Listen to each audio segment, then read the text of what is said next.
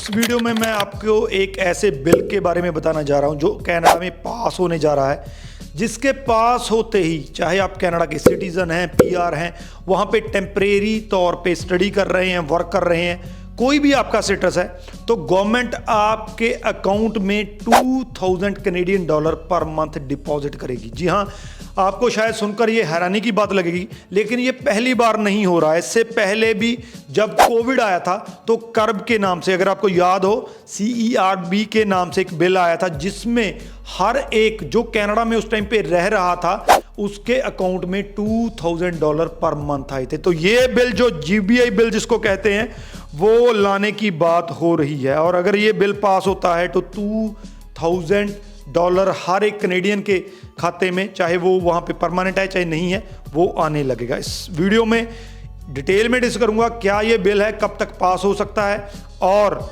इसमें कौन कौन जो है एलिजिबल है। वीडियो को एंड तक देखिएगा।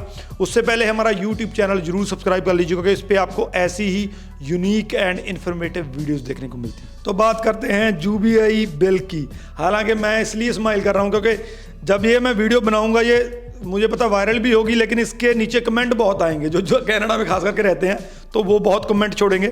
लेकिन पहले मैं बता देता हूँ बेसिकली है क्या, मुद्दा क्या है। तो GBI एक बिल है बेसिकली जिसको यूनिवर्सल बेसिक इनकम कहा जाता है। यूनिवर्सल बेसिक इनकम का मतलब ये क्या है कि हर एक कंट्री, कोई भी कंट्री है जो, अगर वो एक कैलकुलेशन करता है कि इतना खर्चा मेरे एक सिटीजन को चाहिए एक लाइफ जीने के लिए, जो लाइफ कम से कम वो डिजर्व करता है, तो उसको GBI यूनिवर्सल जो है बेसिक इनकम के नाम से माना जाता है। तो कनाडा ने जो कैलकुलेट किया है तो वो उसको 2000 पर मंथ के हिसाब से कैलकुलेट किया है कि कम से कम अगर आपने एक लाइफ जीनी है कंट्री में जहाँ कनाडा में, तो आपको 2000 कैनेडियन डॉलर पर मंथ चाहिए ही होंगे। तो ये GBI बिल है। तो इस GBI बिल को जो है पास करने की तैयारी हो रही है। अब GBI बिल जो है जिस फर्स्ट टाइम पे इंट्रोड्यूस हुआ था 2021 में, उस टाइम पे ये इंट्रोड्यूस हुआ था सेनेट में एंड हाउस ऑफ रिप्रेजेंटेटिव में। अब ये रीसेंट जो मैं आपको बता रहा हूं, रीसेंट ये standing committee of national finance के पास चला गया है नवंबर 2023 को। अब इसको प्रॉपरली पुश किया जा रहा है ताकि इसको पास किया जा सके। अब इसके पीछे एक रीजन है। जब कोविड आया तो कोविड में बहुत से ऐसे लोग हैं जो अनएम्प्लॉय हो गए, बहुत से ऐसे लोग हैं जो काम नहीं कर सकते थे, खास करके जो ओल्ड एज पीपल हैं। तो उस टाइम पे भी एक बिल आया था जिसका नाम अगर आपको याद होगा CERB के नाम से, जिसको बोला था $2000 हर एक को मिले थे। तो उसको देखकर, उसको मॉडल रख के इस बिल को अब पुश किया जा रहा है कि इसको पास कीजिए। तो अब हर कनेडियन को $2000 मिलेंगे। आपकी बेसिक इनकम क्या है, आपके पास जॉब है कि नहीं है, आप कौन से कंट्री से आए हैं, आपका स्टेटस क्या है, क्या आप परमानेंट हैं, सिटीजन हैं, आप वर्क वीज़ा पे हैं, स्टडी वीज़ा पे हैं, कुछ भी लागू नहीं होगा। सिर्फ आप अगर कनाडा में रहते हैं तो GBI के अंडर आपको $2000 जो है पर मंथ मिल सकता है। सबसे पहले मैं आपको बता दूं कि अकेला कनाडा ही नहीं है जिसने ये इंट्रोड्यूस करना है। तो इससे पहले वेल्स ऑलरेडी इसको इंट्रोड्यूस कर चुका है। 2 साल की उन्होंने स्कीम निकाली है अपने सिटीजन्स के लिए।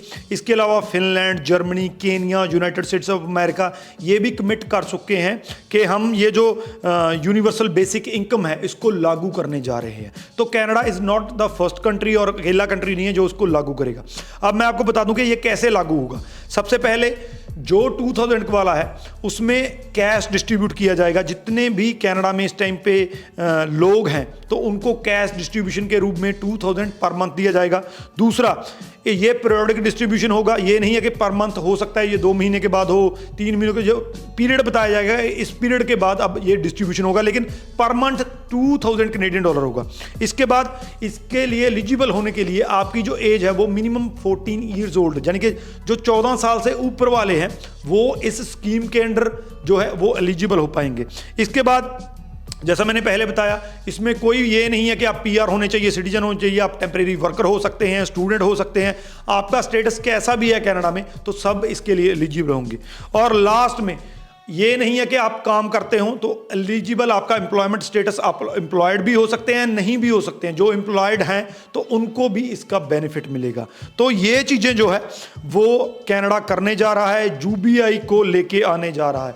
अगर ये बिल इंट्रोड्यूस होता है हालांकि इससे इसका विरोध भी बहुत होगा, नेचुरली है। जब आप पैसे विदाउट एनी रीज़न बांटते हैं तो बहुत से लोग हैं जो इसका विरोध करते हैं, इसके अगेंस्ट भी बहुत कुछ होगा। लेकिन अगर ये इंट्रोड्यूस होता है तो हर एक वो बंदा, वो पर्सन जो कनाडा में इस टाइम पे रह रहा है, किसी भी स्टेटस से है, किसी भी कंट्री से है, कोई भी जेंडर है, अगर 14 ईयर्स ओल्ड से ज़्यादा है तो 2000 कैनेडियन डॉलर पर मंथ उसके अकाउंट में आएंगे, जैसा कि कोविड के दौरान हुआ था। वीडियो को मैक्सिमम टू मैक्सिमम शेयर कर दीजिए। ये कोई कनाडा प्रमोशन वीडियो नहीं है, मैं फैक्ट्स के साथ रखता हूं। अगर आप इसके बारे में ज़्यादा जानना चाहते हैं तो गूगल पे जाके सर्च कर सकते हैं यूनिवर्सल बेसिक इनकम के नाम से। तो शेयर जरूर कर दीजिए ताकि स्टूडेंट्स तक पहुंच सके। राजवी चहल, थैंक यू सो मच।